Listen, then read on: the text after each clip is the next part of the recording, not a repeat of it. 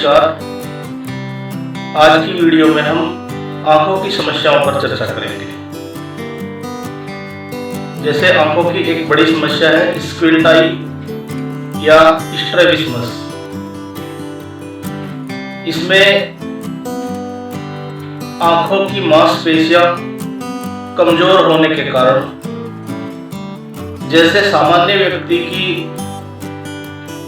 दोनों आंखों की मांसपेशियां किसी भी चीज को दिखाने के लिए एक साथ काम करती है, अर्थात जब हम किसी भी वस्तु को देखने का प्रयास करते हैं तो हमारी दोनों आंखें उस वस्तु पर केंद्रित होती हैं और उनकी मांसपेशियां समान रूप से काम करती हैं।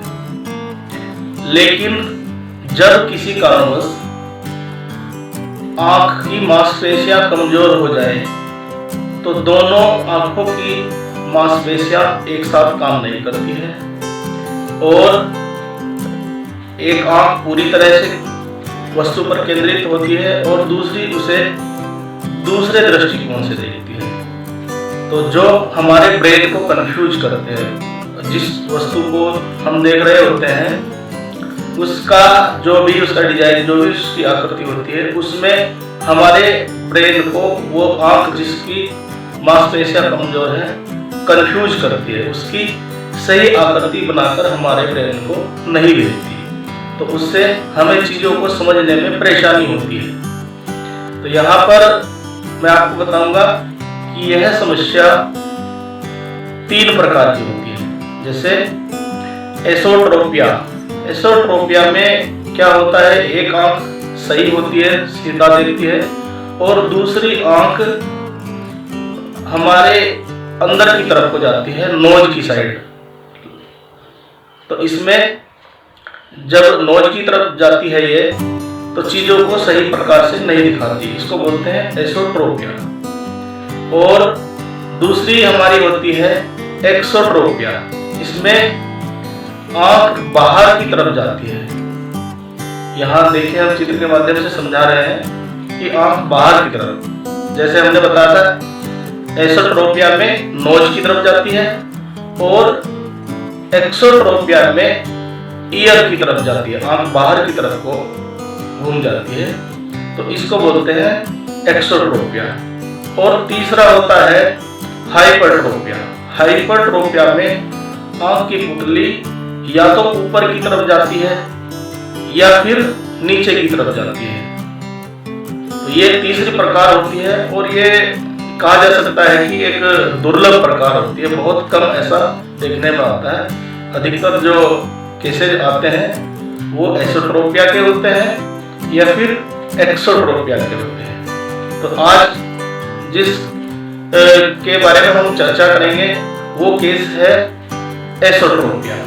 एसोट्रोपिया का एक बालक हमारे पास आया और उसको जन्म से ही ये समस्या थी, उसकी आई स्क्विंट कर रही थी और वो नोज की तरफ रहती थी और उसके माता पिता का कहना है कि वो फिक्स थी। तो उन्होंने आई स्पेशलिस्ट को दिखाया। आई स्पेशलिस्ट ने बताया कि इसका यहाँ उपचार नहीं है। रुड़की में दिखाया गया और उस बच्चे की दृष्टि भी दिन पर दिन कमजोर होती जा रही थी, चश्मे के नंबर बढ़ते जा रहे थे। तो ऐसे में उन्होंने बच्चे को चश्मा लगाने की सलाह दी और आंख पर पैच लगाने के लिए बोला। तो वो बच्चे को दिन भर आई पैच लगाकर रखते थे। तब उन्हें आंखों के जो स्पेशलिस्ट हैं उन्होंने कहा कि आप इस बच्चे को दिल्ली के बड़े अस्पताल में जाकर दिखाइए, वहां इसकी जांच कराइए। उसके माता पिता उसको दिल्ली के बड़े अस्पताल में लेकर गए, वहां उसकी जांच हुई और बड़े अस्पताल ने कहा कि अभी इसका उपचार संभव नहीं है, जब ये 10-12 साल का हो जाएगा तब इसकी आंख का ऑपरेशन करेंगे इसको ठीक करने के लिए। तो ऐसे में उनके पास कोई विकल्प नहीं था, केवल 10-12 साल होने के लिए इंतजार करना था। तो वो जो आई स्पेशलिस्ट ने आई ड्रॉप दिया था जिससे दृष्टि ज्यादा कमजोर ना हो, वो उसको डाल रहे थे और बच्चा रोज चश्मा लगाता था, रोज आई पैच उसको लगाया जाता था और निगाह उसकी और भी ज्यादा कमजोर होती जा रही थी, चश्मे का नंबर उसका बढ़ता जा रहा था। तब उन्हें हमारे एक्यूप्रेशर सेंटर के बारे में किसी ने जानकारी दी, उन्होंने आकर हमसे बात की, तो हमने कहा कि हाँ, एक्यूप्रेशर में इसका उपचार संभव है, आप इसका ट्रीटमेंट शुरू कर दीजिए। उन्होंने ट्रीटमेंट शुरू किया और रेगुलर आने लगे। तो एक सप्ताह में ही हमने उनको आई पैच हटाने के लिए बोल दिया कि आप इसको हटा दीजिए, इसकी ज़रूरत नहीं है। हमारे ट्रीटमेंट के हिसाब से हमें वह उचित नहीं लग रहा था, तो हमने उसका आई पैच बंद करा दिया। और ट्रीटमेंट जब चलने लगा तो हमें एक सप्ताह में ही ये लगने लगा था कि जैसे हमारे ट्रीटमेंट के कुछ रिजल्ट आने लगे हैं। 15 दिनों के बाद खुद जो उसके बच्चे के मदर फादर हैं उनको समझ में आ गया कि जो आई उसकी अंदर फिक्स थी नोज की तरफ, वो अब चलने लगी है, धीरे धीरे मूवमेंट आ गया है उसमें और वो घूमना शुरू हो गई है। तो वो इससे बड़े खुश हुए और वो निरंतर उपचार कराते रहे। कराते कराते अब आप देखेंगे, हम आपको यहाँ वीडियो में दिखाएंगे कि किस तरह से बच्चा पहले उसकी आई कैसे नोज के पास फिक्स है, और दूसरे चित्र में आप देख रहे हैं कि यहाँ वो थोड़ा सा चल गई है, वहाँ से घूमने लगी है।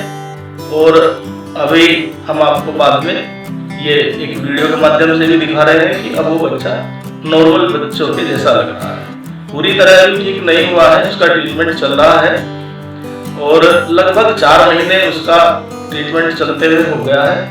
हमें लग रहा है कि वह शायद 60% उसको आराम आ गया है। अभी उसको जो उसके माता पिता ने जांच कराई जहां वो पहले से दिखा रहे थे, तो उन्होंने जो उसकी दृष्टि कमजोर होती जा रही थी उसमें भी आराम बताया है। और उसका ये हमारे लिए बड़ी खुशी की बात है कि उन्होंने उसका चश्मे का नंबर भी अब कम कर दिया है पहले से। पहले उसका चश्मे का नंबर ज़्यादा था और अब उसका चश्मे का नंबर पहले से कम आया है।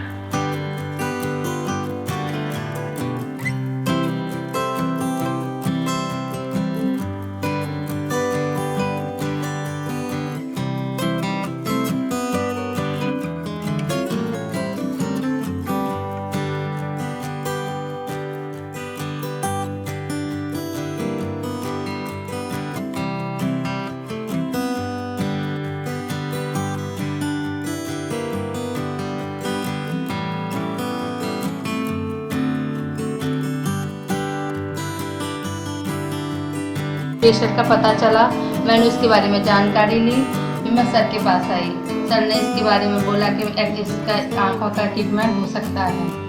मैंने ये आँखों का ट्रीटमेंट कराया। मुझे 1 हफ्ते में सर ने आई कैप हटा दिया। अब मैं इसका आई कैप नहीं लगाती हूँ और 2 हफ्तों में मुझे ये ठीक लगा।